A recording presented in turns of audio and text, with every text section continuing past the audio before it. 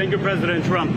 You've spoken very passionately about how God saved your life, and I'm wondering, have you put much thought into why God saved your life? As in, for what purpose has he been shielding and protecting you? So, I don't know if you heard the question. You've spoken about God saving your life, that I've spoken passionately about it. And something happened, because that was a miracle. I never looked that way. The audience was massive, and it was in front of me.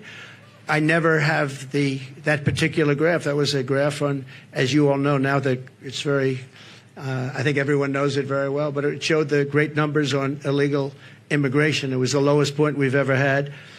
And it was one that I use less than 20% of the time. It's always at the end of the speech, not at the beginning of the speech. And it's always on the left side, not the right side.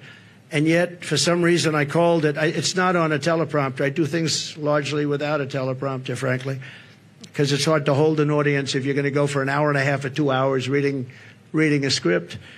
And I just talked about it, and I moved to my right, turned sharply to my right, ping.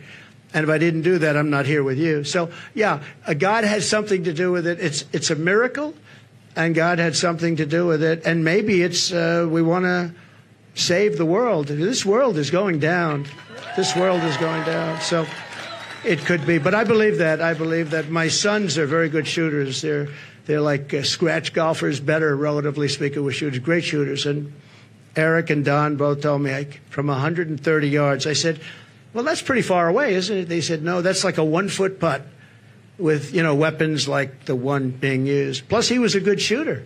This guy was a good shooter. He went to the range and shot a lot, and he was supposed to be a pretty good shooter.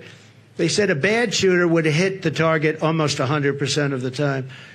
So something happened. And I have to say the Secret Service sniper did an amazing job. He had 5 seconds to find the target and hit the target, and he hit the target within, think of this, 5 seconds. And he was much further away because he was over here, and this other person was over there.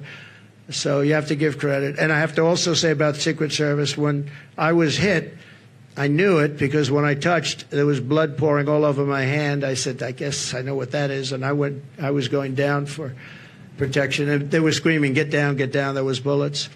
And those Secret Service guys were, and person, Kate, they were on top of me in a matter of, I think, 3 seconds. It was time dead. And bullets were coming out. I would hear the bullet. I didn't realize you could hear it, but now I know very well.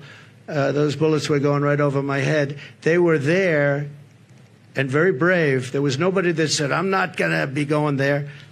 They just, they were there very quickly, and they were very brave. There were mistakes made, obviously. He shouldn't have been up there. The roof should have been taken care of, and there were mistakes made. There's no question about it. But there was a lot of bravery also. We have to remember that. Okay, thank you very much.